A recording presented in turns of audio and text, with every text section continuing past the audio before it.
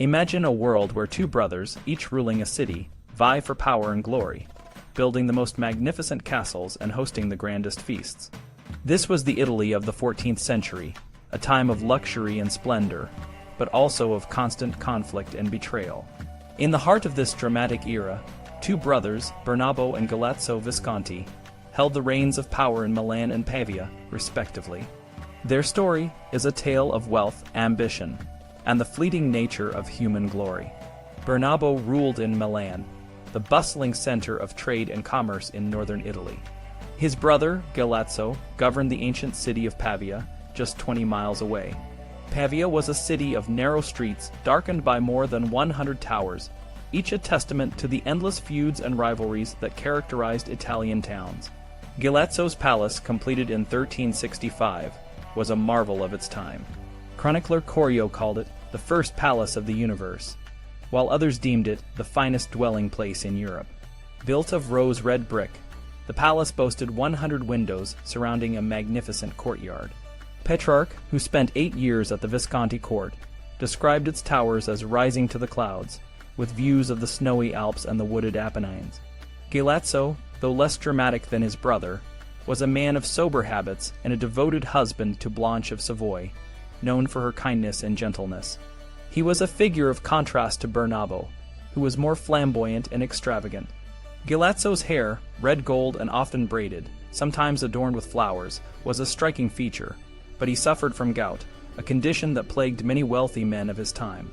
The wedding of Lionel of England and Violante Visconti, Galeazzo's daughter, was to take place in Milan. Milan was a city of immense wealth and prestige, with 6,000 fountains, 300 public ovens, and 10 hospitals, one of which could accommodate 1,000 patients. The city was also known for its 10,000 monks and 100 armorers who crafted the famous Milanese armor.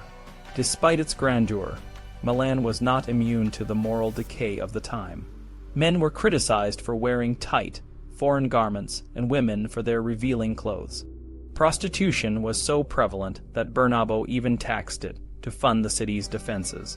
When Lionel arrived in Milan, he was accompanied by 1,500 mercenaries from the White Company, a group that had switched allegiance from the Pope to the Visconti. Galeazzo's welcome was lavish, with 80 ladies dressed in gold-embroidered scarlet gowns and 60 knights and squires in uniform attire.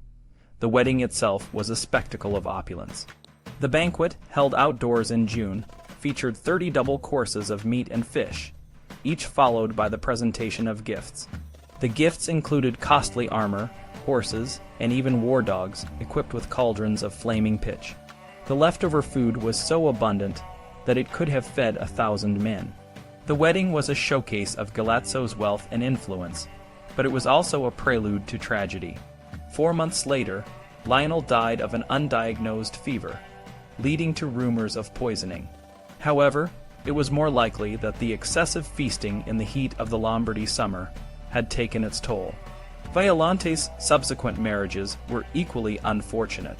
She married a sadistic marquis and later a cousin, both of whom met violent ends. She herself died at 31, thrice widowed. The same year, Enguerrand de Coucy, a notable figure of the time, was an envoy at another significant wedding. Charles V of France had maneuvered King Edward III of England to secure the hand of Marguerite of Flanders for his brother, Philip of Burgundy.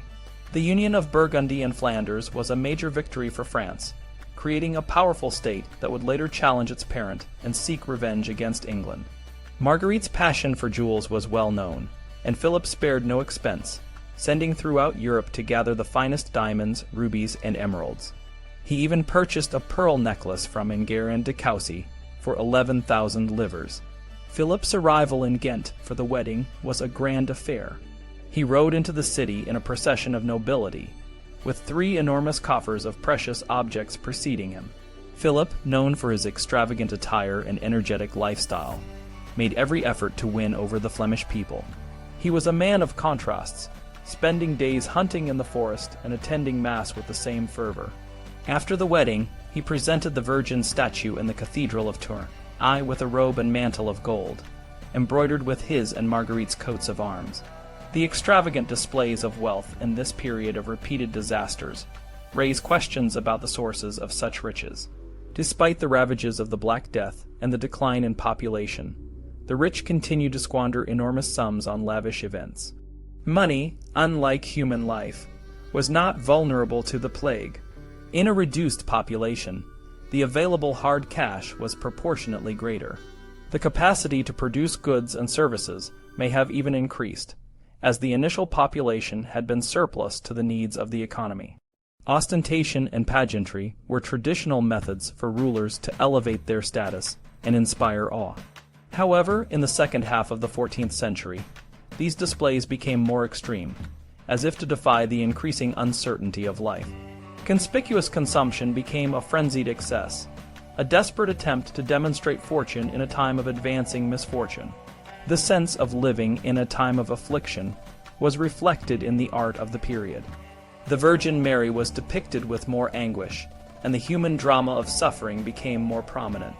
Boccaccio, once a joyful storyteller, turned to darker themes, writing a satire on women and a work on the fall of great figures from history. Petrarch, in a letter to Boccaccio, lamented the state of the world, noting that it was perhaps depopulated of true men, but never more densely populated with vice. As the war between France and England loomed, Enguerrand de Coucy found himself caught between his allegiances. He could not fight against his father-in-law, King Edward III, to whom he owed fealty for his English lands, nor could he fight against his natural liege, the King of France. This dilemma was a common one for lords who held lands from both monarchs.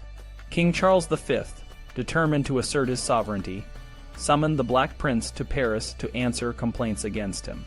When the prince refused, Charles declared him a disloyal vassal and declared war in May 1369. Coucy's first plan was to pursue a Habsburg inheritance in Alsace, but this venture was complicated by his divided loyalties. He entered Alsace with a small army, and his wife Isabella returned to England to protect her revenues and attend to her dying mother, Queen Philippa. The death of Queen Philippa had significant consequences, as it led Froissart, the chronicler, to return to France and adopt a French perspective in his writings. Enguerrand de Coucy's story is a microcosm of the larger political and social dynamics of the 14th century.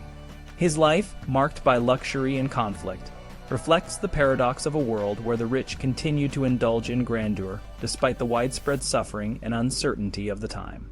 The opulence of the Visconti weddings and the political maneuvers of the era highlight the complex interplay of power, wealth, and human frailty in a time of great change.